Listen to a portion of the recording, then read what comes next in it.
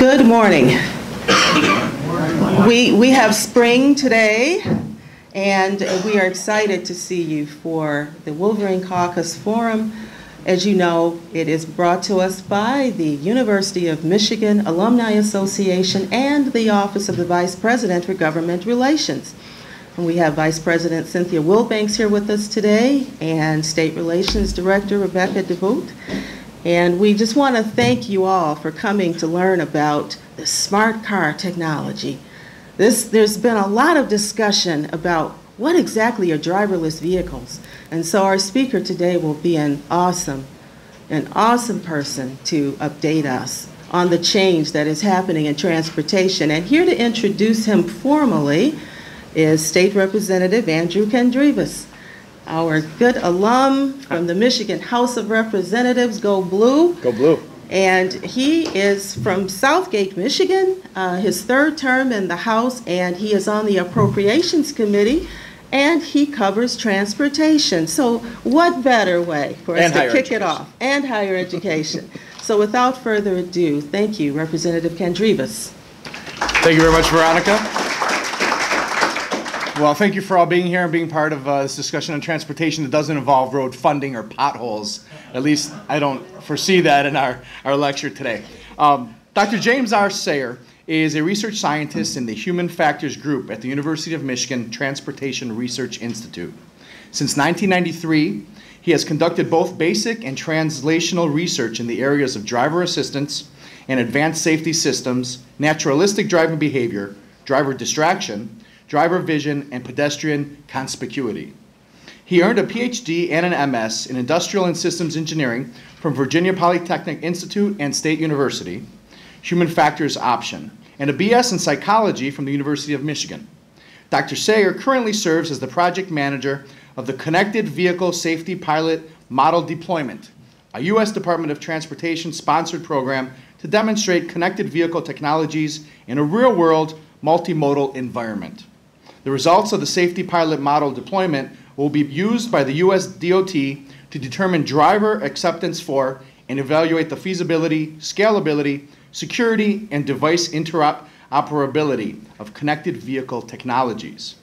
In the area of driver assistance systems, Dr. Sayer has contributed to the development, evaluation, and deployment of adaptive cruise control, collision warning, and collision avoidance systems in both passenger cars and commercial trucks, including simulator, test track, on-road, and field operational testing.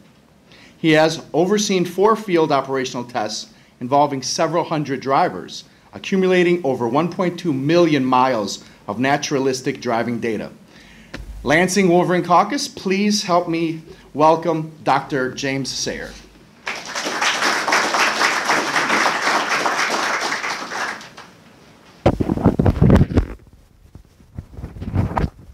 Bear with me just a moment while I get mic'd up. I tend to like to move around a lot.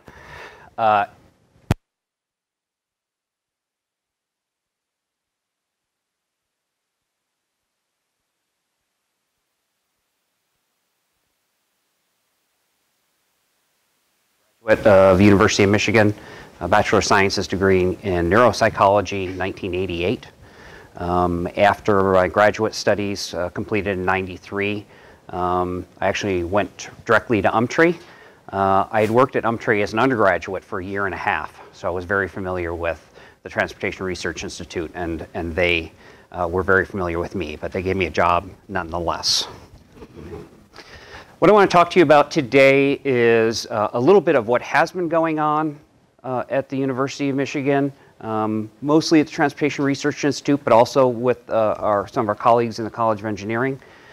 What has gone on, what is going on currently, and what the future looks like. I want to focus, at least initially, on a project called Safety Pilot Model Deployment, for short. It's Connected Vehicle Safety Pilot Model Deployment. And envision a situation where your car is moving down the road, and 10 times a second, it's saying, here I am. Now I'm here. Here I am. Don't hit me. Here I am. And at the same time, it's listening to all the other cars, in fact, all the other road users that are doing the same thing. So pedestrians walking down the street and their phone is saying, oh, here I am, I'm a pedestrian. Oh, now I'm here. Oh, I'm a motorcyclist, I'm a bicyclist.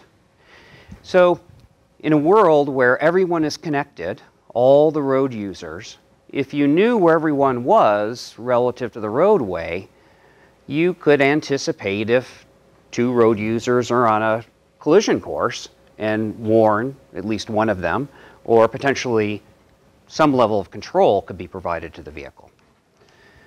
That's fundamentally what connected vehicle technology is. Wireless communication between vehicles. First and foremost, just to give information about the position, the direction of travel, and how fast that vehicle's moving. And you broadcast out information about your vehicle and you listen for information, same type of information from other vehicles. Why does this matter? Connected vehicle technology really is the foundation for automation.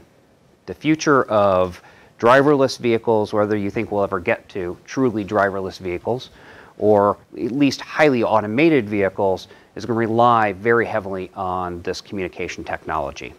In fact, there are some of us, myself included, don't think we can have really high levels of automation unless we're communicating with the roadway and we're communicating with the other vehicles so we know where they are. I've done a lot of work over the last 20 years where we've studied the use of sensors on board a vehicle. You know, radar sensors, image processing, LiDAR, ultrasonic. This is just one more type of sensor. The wireless communication is just one more bit of information. And what you do is you take all that information, you integrate it. And it's with that integration that you get really a much fuller picture of the driving environment. Notice I say fuller and not complete. It's not a complete picture. And it's a ways off before we get a complete picture of the environment. But that's the basis of connected vehicle technology. So the US DOT in 2011 funded the University of Michigan to undertake a one-year study of the connected vehicle technology to actually deploy it in Ann Arbor. This was a competitively bid project. We beat out the states of Virginia and California to win this award. And there was 12 months of preparation and then 12 months of the technology installed in real people's vehicles, just going about their lives in a real environment that gets all the glorious weather that we have in Michigan. So we could evaluate systems work in the dead of winter and the heat of summer and everything in between.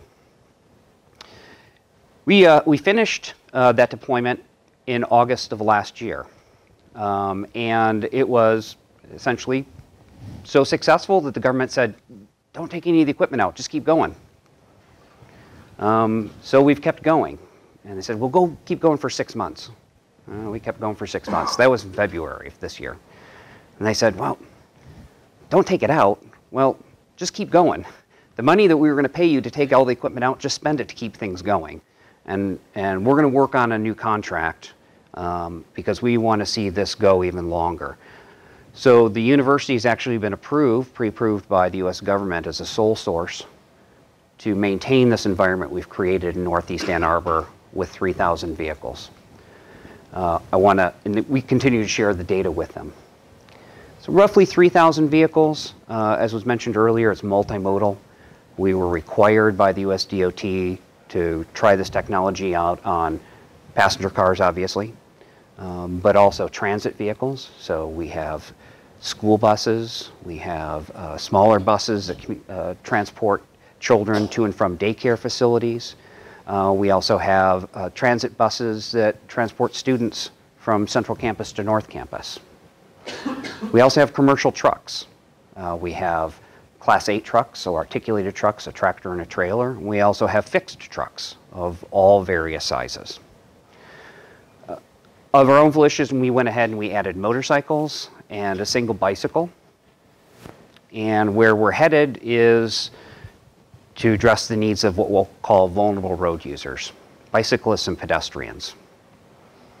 And pretty soon, that which 91% of the adults in the US have carry with them already, a phone, will be the source of broadcasting information that could be used for safety applications, as well as mobility and sustainability.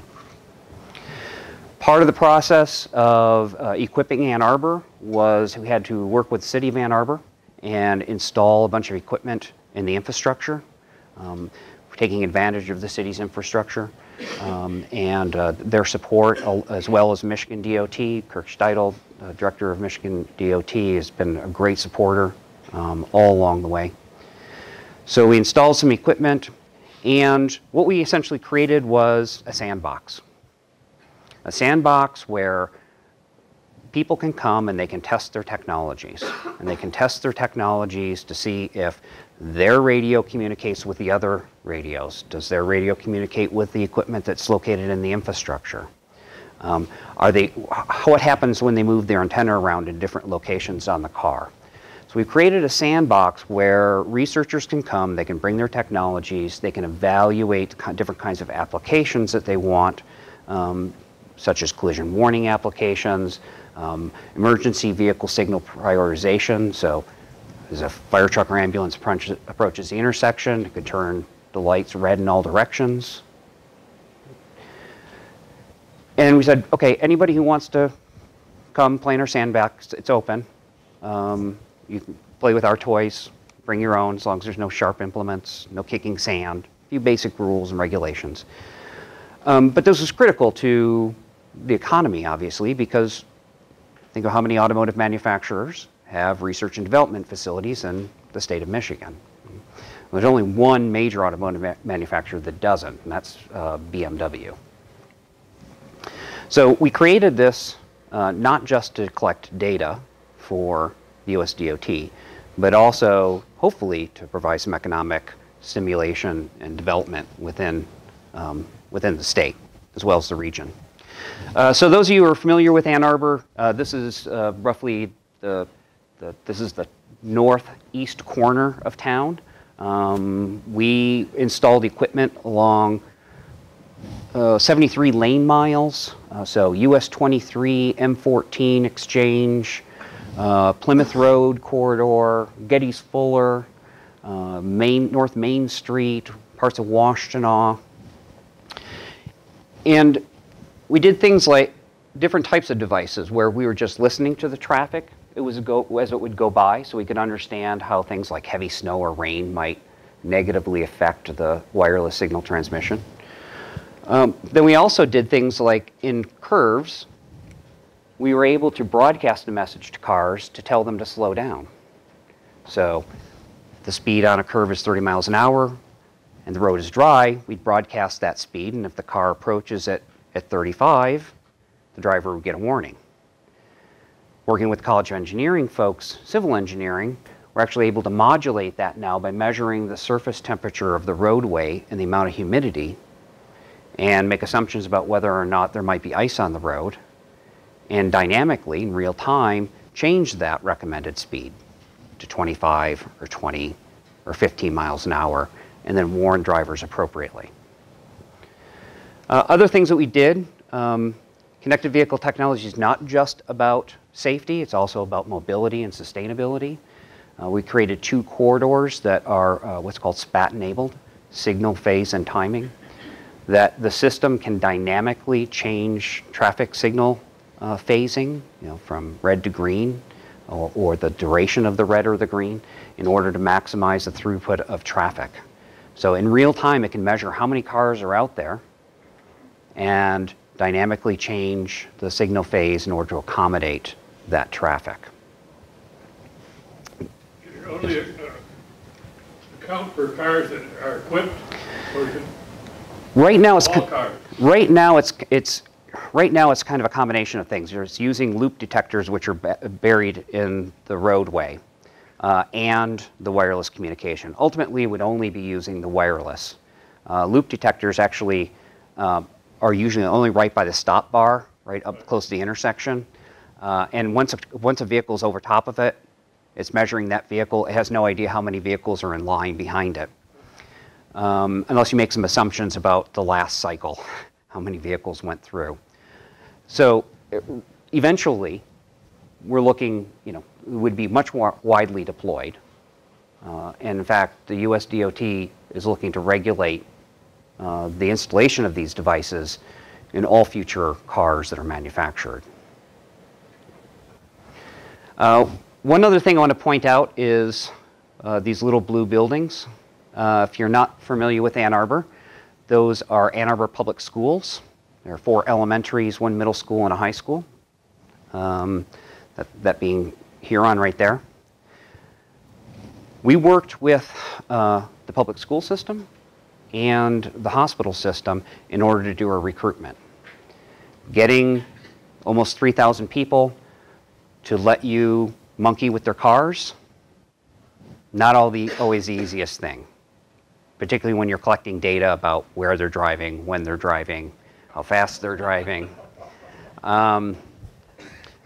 No, so there's privacy issues. This is a research study. These aren't the same, these would not exist in a real world deployment.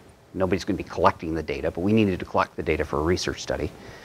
But nonetheless, we anticipated some people would have concerns.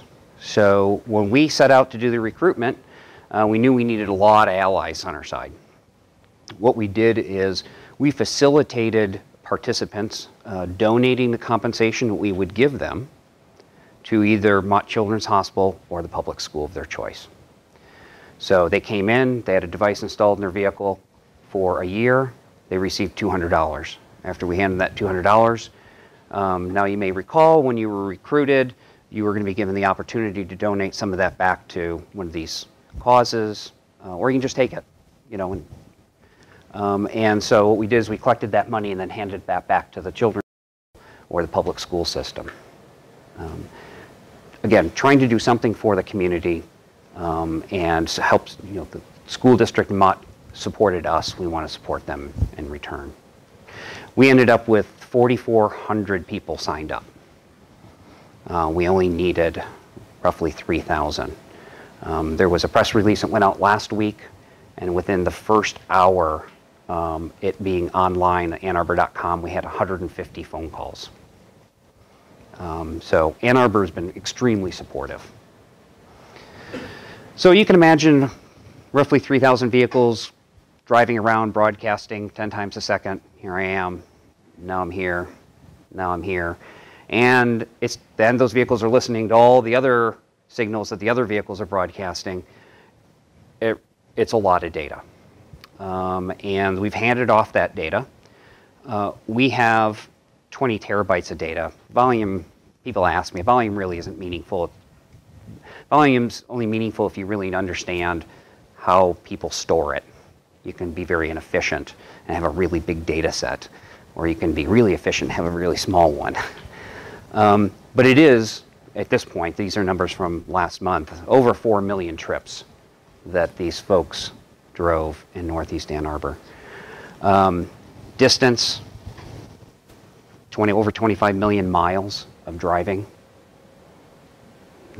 So I'm not going to talk about the potholes, but you can start thinking about 25 million miles worth of driving just in 3,000 vehicles in little old Ann Arbor. Gives you a sense of kind of the wear and tear on the infrastructure. 840,000 hours of folks just going about their lives, going to the grocery store, going to work, taking their kids to piano practice or lesson, the band concert, soccer games on Saturdays, and those BSMs, the basic safety messages, latitude, longitude, speed, and heading every 1/10 of a second, 63 billion of those messages have been recorded thus far. And some people say, well, okay, well, so what good is that? Well, what we're doing with this is we've been able to demonstrate that the fundamental wireless technology, vehicles communicating with other vehicles, as well as communicating with the infrastructure, is viable, okay, that it works. And it works even in Michigan, winters. It works. Is it degraded sometimes? Yes. Actually, the signal transmission is, in a lot of respects, better in the winter when the leaves aren't on the trees than in the summer when the leaves potentially can block the signal. But we need to understand all those subtleties about how the environment impacts the transmission of these signals in order to better understand how we can utilize this for the safety, mobility, and sustainability applications. So we delivered and continue to deliver the data to the U.S. Department of Transportation. The data that was collected was used by US DOT in a recent decision. On February the 3rd, the National Highway Traffic Safety Administration announced that they were going to begin work on pursuing regulation that would require this technology called dedicated short-range communication, a lot like Wi-Fi, in all new vehicles that are manufactured. I've been working in this area for 20 years. I mean, I'm sure there are folks in here who have been in the automotive industry longer than that. But in my 20 years, this is the only thing I've ever known the automotive manufacturers and the government to completely agree upon. The manufacturers and the vast majority of the Tier 1 suppliers are behind connected vehicle technology completely. And the government is behind it completely, and that's critical because this is a significant change to the way we drive, and is really going to, again, it's the foundational work for automated vehicles. Communication devices in a car be unique for each car? They are unique, except that you don't broadcast that uniqueness. So a signal that would come from your car would have what we call certificates, and they would get loaded on every 2 or 3 years when you went to the dealership to get your car maintained, for example. And those change every 5 minutes. But there is a repository, let's say for the sake of argument, down in Oak Ridge, Tennessee, that's monitoring and saying, oh, there was a signal was broadcast by this car. Is it legitimate? Oh, yeah, it is. Okay. This signal has the characteristics, has a unique identifying number associated with it that says I can trust it. It's a reliable source. Because what you don't want to have do is have some really smart graduate, well, undergraduate, or even high school student broadcasting wireless signals that make it look like there's a car stopped in the intersection here on Parkway and Plymouth Road when nothing really exists. So you have to have ways of securely validating that any signals being broadcast is in fact legitimate. But it would not be able to be tied back to your vehicle. It's a real car, but not necessarily my car. It just says it's a real car and it's a legitimate signal. It can be trusted. And going back to the 25 million miles, that wasn't all collected on those given roadways through instruments. No, about 82% of it was. That much? Yeah. So you had a way of telling how far a car had driven, or did you have to collect that from the owners periodically? No, we know because that the signal includes the GPS location, latitude, longitude. And so we can set a coordinate around northeast Ann Arbor, and we can say what signals of those 63 billion fall outside of this circle. Well, only 18% of them. It's a lot of data. Yep. Again, I mentioned earlier, most folks in the automotive industry, in fact, I can't think of anybody who's actually in the automotive industry doesn't agree with the fact that you're not going to get to higher levels of automation. Your driverless vehicle or even your driver monitored vehicle, automated vehicle, without connectivity. There's just too many types of scenarios, both crash scenarios and mobility type applications, that you can't do with sensors that are traditional sensors that are just on the car, the radar, or the image processing, or the LiDAR, despite what folks at Google might tell you, although they're coming around. How does it deal with an odd obstruction, say a boulder rolled out into the road? It's not going to be safe. Right, it's not. And so I'm not suggesting, and I apologize if it came across that way, that we're going to get rid of those other sensors. We're still going to need those other sensors. But I've worked with those sensors for the last 20 years enough to know there are lots of applications where they're not adequate. They're necessary but not sufficient. Similarly, the wireless technology can't deal with everything either. What you need to do is, the key is the integration of the wireless with the onboard sensor technology. So the drivers can't just sit back. Well, that's really not going to happen anytime soon. In fact, I venture to say, certainly not in my career, maybe not my lifetime. So what's next? I mentioned earlier, vulnerable road users and the use of cellular phones. There are already cellular phone manufacturers and chip manufacturers that have prototype devices that broadcast at 10th times a second your position. They're working on algorithms to determine whether or not, as you're walking down the street, are you walking? Are you in a car? Are you on a bike? And be able to use that information then to broadcast accordingly. It looks like they're on a bike. They might be in the bike lane. Well, there's no bike lane there. Well, this car that's coming up really needs to be careful because there's not a lot of room to the right. So using as much information as they possibly can, interpreting the data to increase the kind of the validity of the message, but also the amount of information, the content, so that vehicles can respond most appropriately.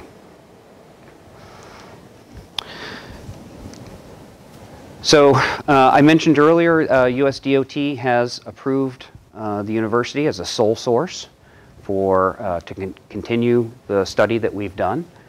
We are going to update the equipment and new types of security, really, again, go to pedestrians and bicyclist-based devices, and develop some warning applications for motorcycles that otherwise hadn't been addressed thus far. But the expansion really supports a much broader university initiative known as the Michigan Mobility Transformation Center.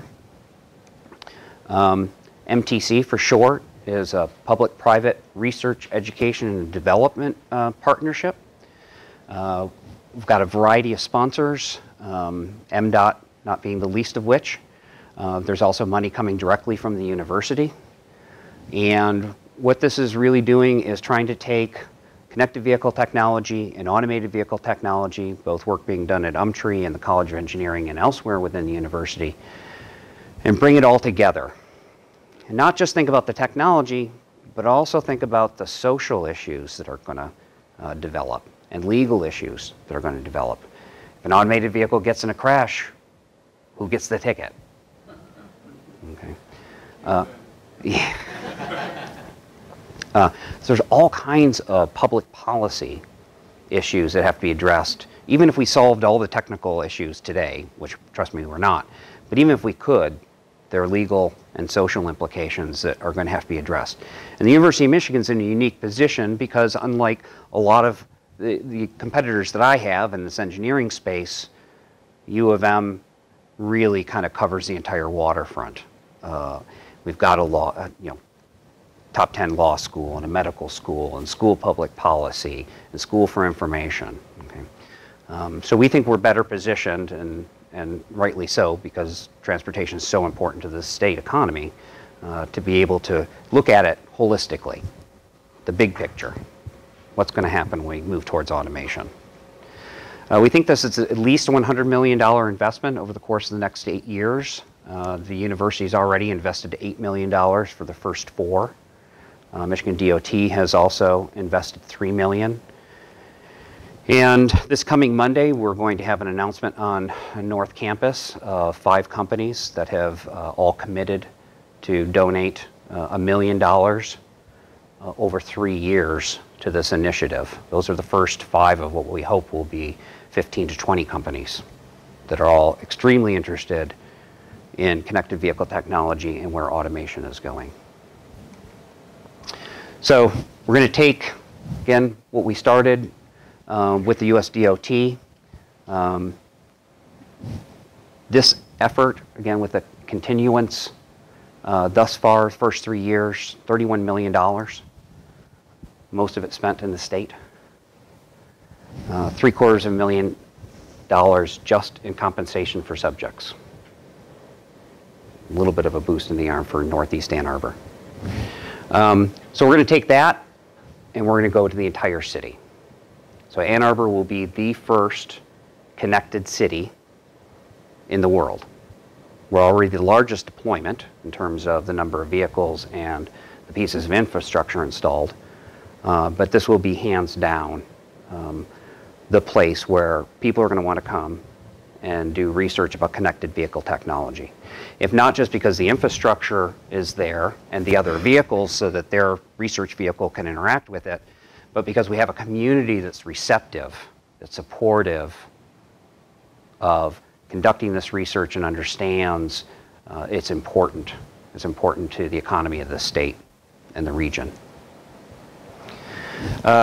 So back to the MTC, we've got 3 main projects we're undertaking. The first I just mentioned, expand the Ann Arbor metal deployment. Get a total of 9,000. This says vehicles, but it really is devices because some percentage of them will be cell phones for the pedestrians. All those pedestrians are walking across Plymouth Road to North Campus. Then we're looking to expand to all of Southeast Michigan with the support of the US DOT, with the Michigan DOT and the automotive manufacturers. We hope to have 30,000 vehicles equipped in Southeast Michigan in the next 4 years. After that, we want to build even further on what's in Ann Arbor, and we want to actually start to deploy 2,000 automated vehicles, different levels of automation, some specifically to help address the transportation of faculty, staff, and students across the university's north, central, and athletic campuses, but also just for folks who have day-to-day transportation needs. We hope to have that completed by 2021. It's a vision. Is it going to be a challenge? Absolutely. We're not going to get to driverless vehicles by then. That I'm confident of. But we can get to different levels of automation. Even if it's just that the vehicle automatically applies the brakes for you so you don't hit the vehicle in front of you. Or maybe it goes and it parks itself. In order to get there, though, the biggest challenge we have is where do you develop these technologies, where in the heck do you test them? Because you don't want to be doing it on the open road. That's a sure way to get a lot of folks in the community angry at you. So the university regents have approved, and it's about to go out to bid tomorrow, the building of a dedicated test facility. And you can think of it like a back lot at a Hollywood studio. It is built exactly to standards. The roadway surfaces, the traffic control devices, there are parking meters, there are real vehicles, there are park benches, mailboxes, fire hydrants, roundabouts, traffic circles, merging, pedestrian crosswalks. If it exists in the North American environment, driving environment, it's most likely going to be simulated here, and including some building facades that the folks at the School of Architecture are helping us design. It is strategically located on North Campus, immediately adjacent to Umtree. The university owns a lot of property. Could have had a much bigger facility someplace else, but we wouldn't have been able to get the students there. Okay, there has to be a key, core educational component. The next generation of engineers for the automotive industry need to understand connected and automotive technology. Where are they going to learn it? If I built this somewhere else in the state, getting undergraduate engineering students there would be really a challenge. I need it right there in town. I can engage them on a daily basis. This is part of the Pfizer purchase, for those of you who are familiar with that. So that's all I have. I don't do justice to the work that's going on in the College of Engineering. I have colleagues like Ed Olson and Ryan Eustace that are doing work in automated vehicle design and development. They'll be prime users of this facility we're developing. But there's work going on across the campus and at U of M Dearborn as well in automation and connected vehicle technology. And we're trying to pull all that together really to have a cohesive, united front and really engage all the automotive manufacturers and for the betterment of Southeast Michigan. So, any questions? You've already asked two. So. I just wondered, do you have an age range of drivers? We do. 16 to, I don't know what the oldest is, but in their 80s. 16 is the youngest because that's really the age, the youngest you're allowed to drive on your own. But All this going on, is there a problem with distractions? I mean, we talk about distractions. yeah, so another area of research interest of mine.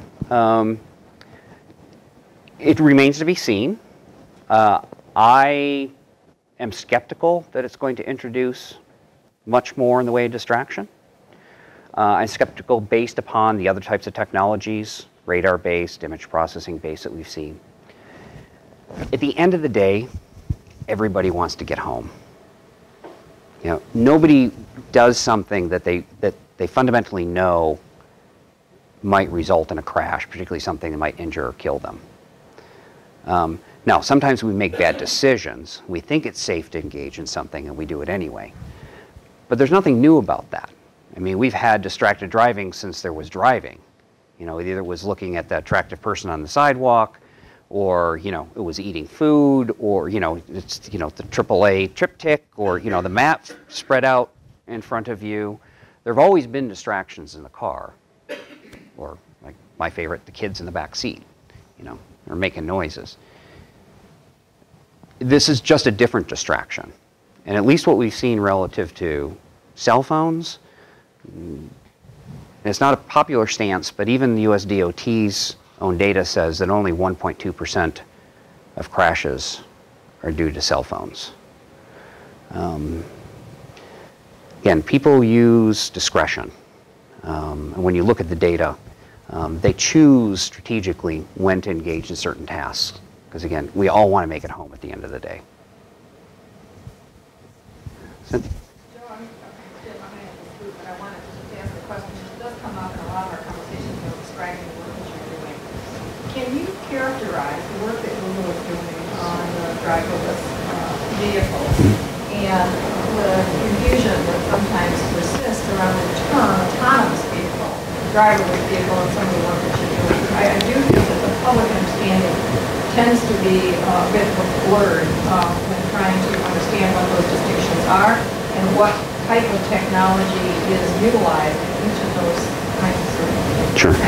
So what Google relies on are some of the more fundamental technologies we've been testing for years, although they, such as radar and image processing. The things that they've brought to bear, the newer technologies that they're using are like a 360-degree LiDAR.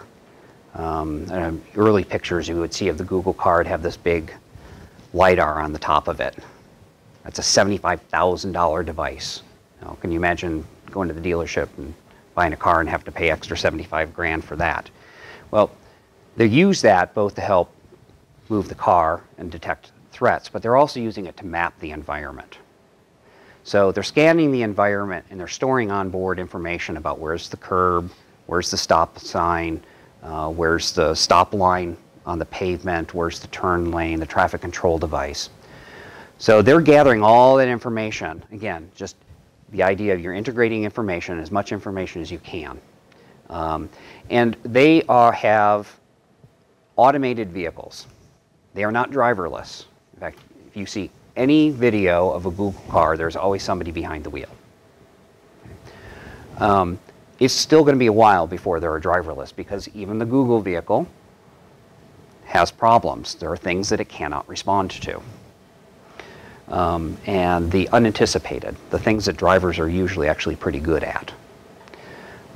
So the term automation is kind of a broad category. It means any level of control that you don't have to provide.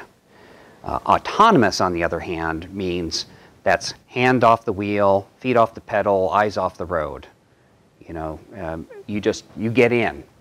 Maybe it even just knows that I need to be in Lansing for, you know, this 11:45 presentation. It reads it right off my smartphone and just takes me there. no destination entry. That's autonomous. Fully takes care of itself.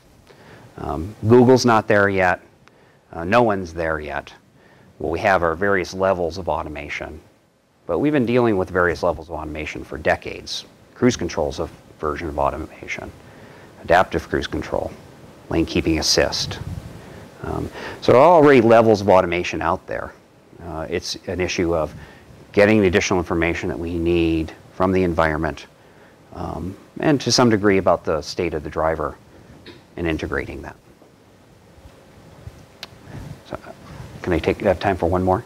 Okay. I'm just wondering how you'll have to look at Ann Arbor, the city, and the layout of the streets, the central campus that pretty much is the pedestrian environment, and what kind of changes would need to be made so that you can optimally do your connectivity, you know? I mean, there are two narrow roads that should be widened. And well, so really the challenge is we can't afford to fix all the potholes.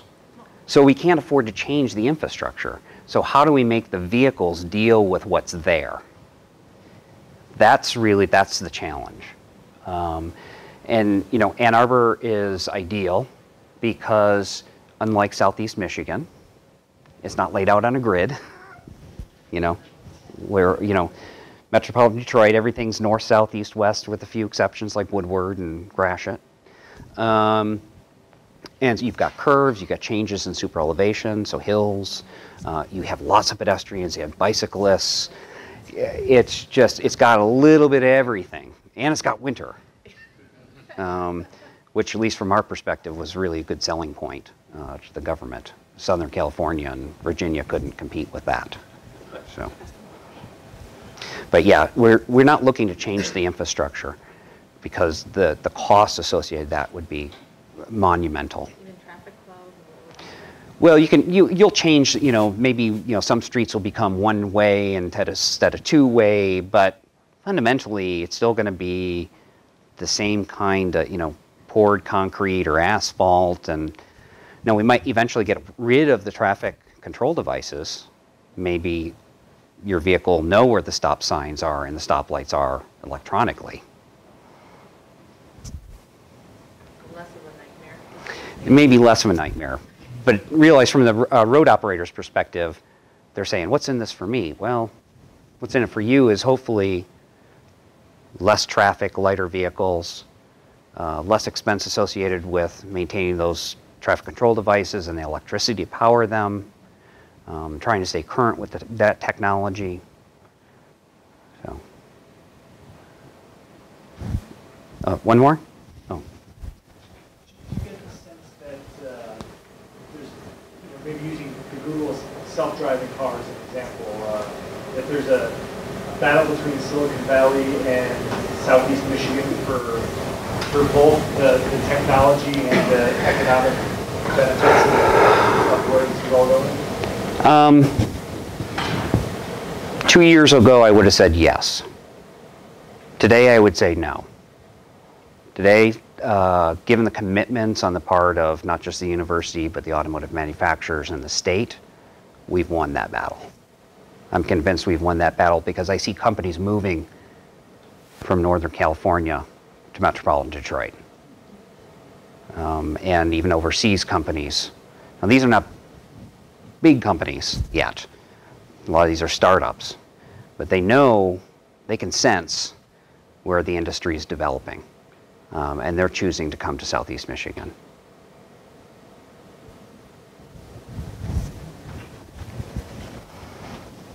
Dr. Sayer, I'm excited to know that autonomous vehicles are coming, but that I won't be driving tomorrow and see one driving beside me, a driverless vehicle.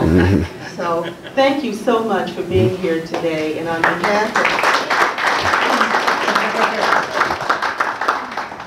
behalf of the University of Michigan Alumni Association and the Office of the Vice President for Government Relations, I'd like to give you this Wolverine Caucus pen as a show of our esteem 14-karat gold. Okay, thank you.